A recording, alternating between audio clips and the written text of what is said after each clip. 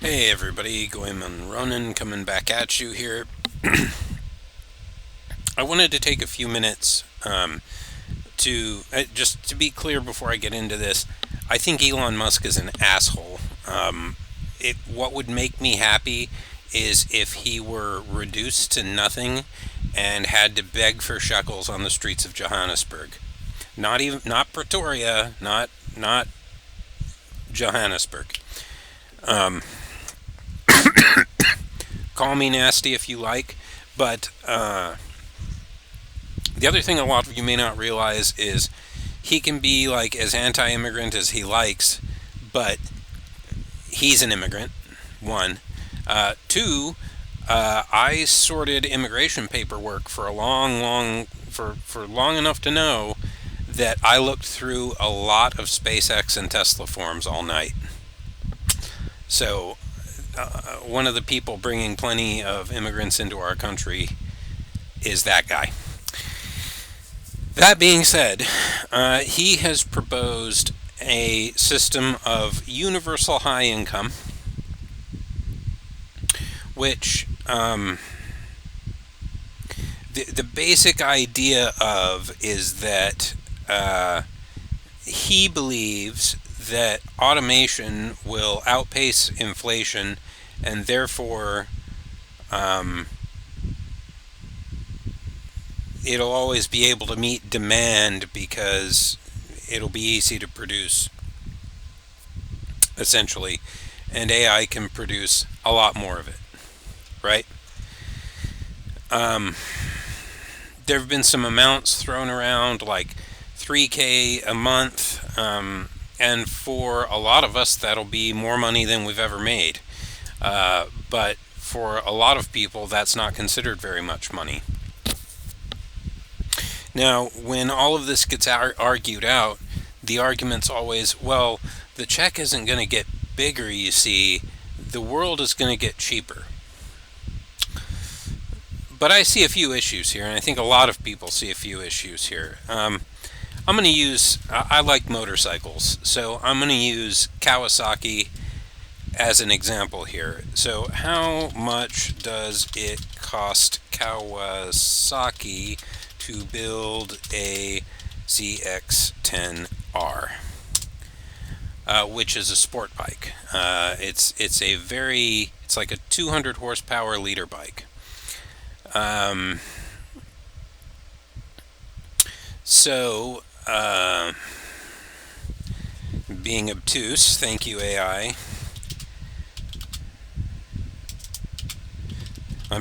I am now telling it that I need an actual number.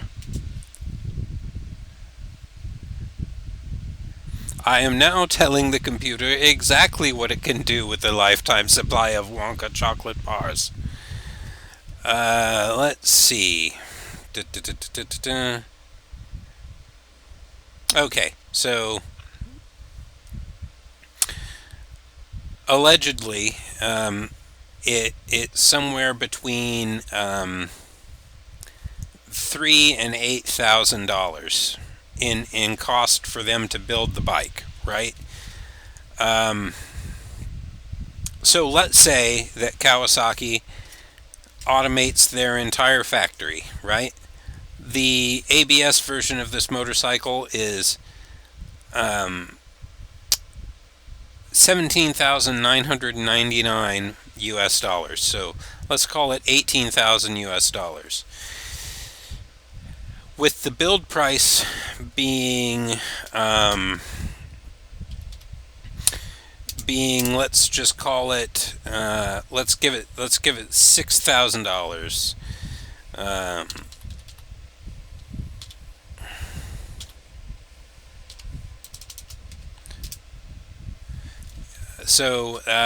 that they're making uh, they're making what like almost $12,000 a bike if you think about it. Um, we could probably tack on a little more on the build cost for R&D and what have you, but they've been making this bike this way since 2017, right? Okay, so the idea would be that let's say automation takes the build cost to this bike just hypothetically down to $1,000, right? It goes from being $7,000 for them to build all the way down to $1,000 or $2,000 to build.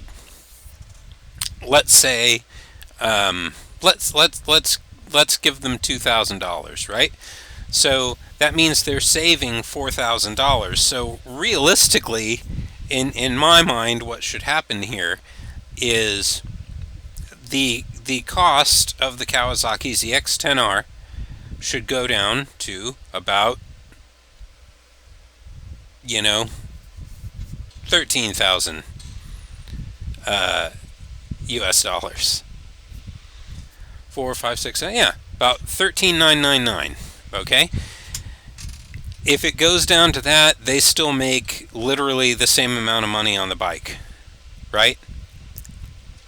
But we all know full well, that if they have their way about it, that's not what's going to happen. That isn't what's going to happen. In fact, we'll be lucky if it stays at 18, right? And this is my overall point about this UHI thing, and that is, if the world is supposed to get cheaper, who ensures that that happens?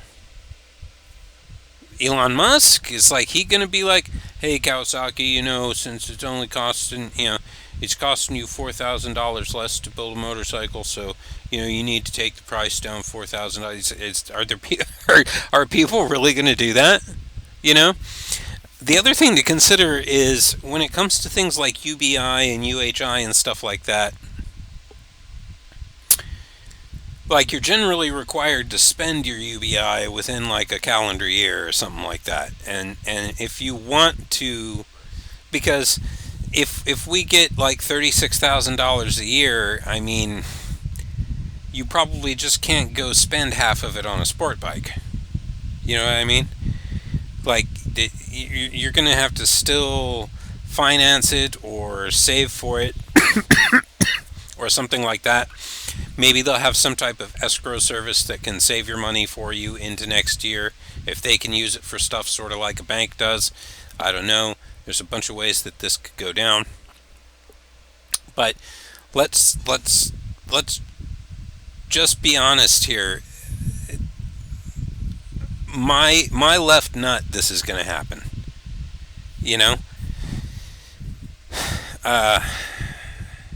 And the fact that this fucking guy is getting online and saying, "Oh, no one needs to save their money anymore because we're going to have universal high income now," and yada yada yada. It's like, what? What are you doing? That is like this. And in some ways, I think that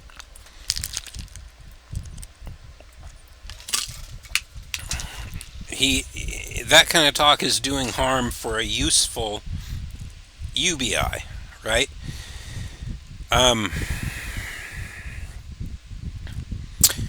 If we all got like $1,200 a month and could like pay our rent and like our phone and our internet and get some food, I wouldn't mind saving the money I'm making from my job to do stuff like this with, right? But it's very difficult for everybody to take part in the economy like we want to. People want to do more than survive. People want to buy a motorcycle. People want to buy a car. People want to buy, an instrument when they want, without having to worry about being destitute over being able to buy something you want. No one in the world is satisfied just getting by. Some people have to live that way, but no one in the world is satisfied with that. I'm never going to believe that. Um, and this is just an example here, right? I mean, if we take something like a new mobile home, right, or some land or something like that, you're still talking about probably years for people on this UHI, or you're going to have to finance. What's going to happen to interest rates and shit like that? I mean, the only way I really see something like this working is if greed disappears, and that is never going to happen. That's never going to happen. Like, literally,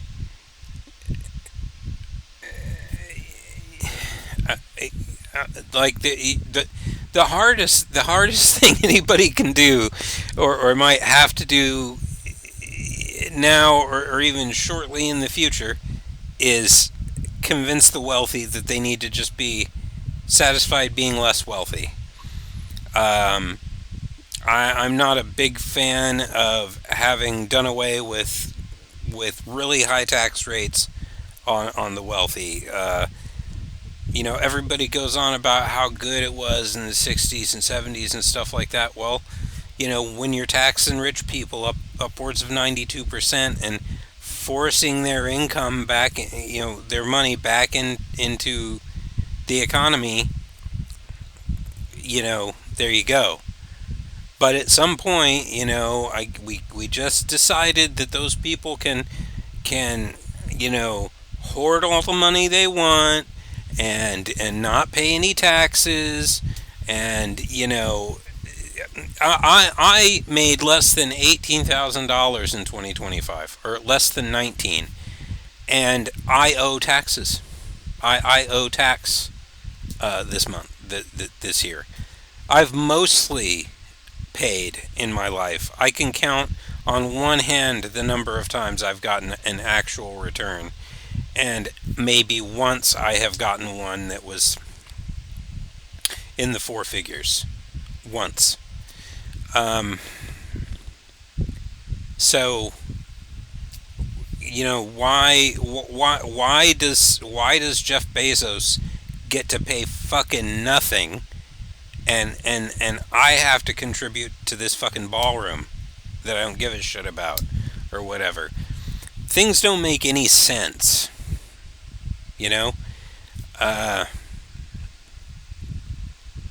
I'm not sure. I'm not sure capitalism's going to continue to work. And it's already like an Ouroboros that's like kind of started to devour its head, or work its way to its head, already, because it's like they don't realize that we already can't afford stuff. Dessert sales at restaurants are going down. Alcohol sales at restaurants are going down. People visiting restaurants at all is starting not to happen. People are making their own coffee at home and shit. The dry cleaner down here on Bowen went out of business after 56 years. So people are like, well, I'm just going to throw it in the washing machine and hope it comes out all right. Well, what do you know? It's fine. I didn't actually have to dry clean it ever. And at some point, the wealthy will realize, like, we didn't go about this the right way. We completely shot ourselves in the foot, because what Kawasaki should really do is go, yes, we will take the price of the ZX-10R down to 12.9 or 13.9, and we will sell many, many more of them. We will have volume sales rather than making this expensive and selling fewer, right? I mean, that would mean that like the middleweight sport and naked bikes would get like down like really cheap. But there are going to have to be certain things that are done. I mean, the goalposts can't move. You know, the goalposts need to be locked or retract. Prices have to be controlled. Like it would take so much work to do a universal high income deal that it's almost unfathomable, I think, in most people's minds. A universal basic income would be a lot easier, I think, to manage, especially if, like, you have to pay taxes on that. I think that would suck, but, if they're going to tax that like normal income, it kind of pays for itself. They're talking about like automation and AI taxes. I mean, it really seems like if they just did this correctly, there would be a way to fund like a thousand to say $2,000 a month UBI for most people. You know, that would like allow most homeless people to get off the street. I realize there are going to be problems with housing and things like that. None of these things would necessarily be perfect systems, but something needs to change, because it's like I'm already almost too old to get a job. I'm feeling more and more and more like I'm never going to work again, and that is not through lack of trying. I'm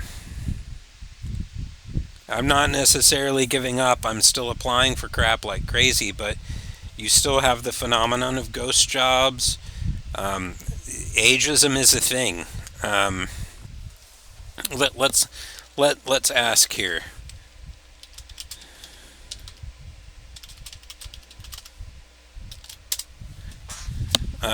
Let's see.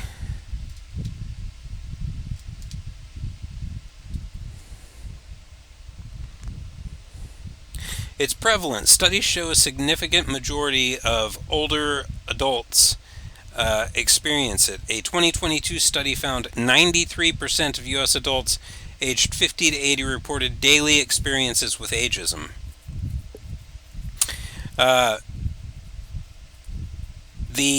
So the Age Discrimination in Employment Act, the ADEA of 1967, makes it illegal to discriminate against workers who are 40 years of age or older in hiring, promotions, raises, or layoffs.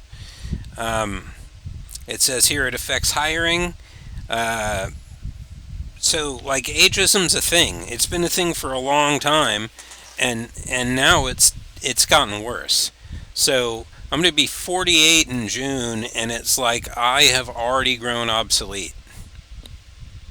And in many ways, I am, because there are probably millions of people with degrees out there looking for jobs, with younger, stronger backs than mine. But, what do I know? Anyway, I'd love to hear everybody's thoughts on this. Please consider liking and subscribing. Always trying to grow my channel. Have a good night. Goemonronin signing out.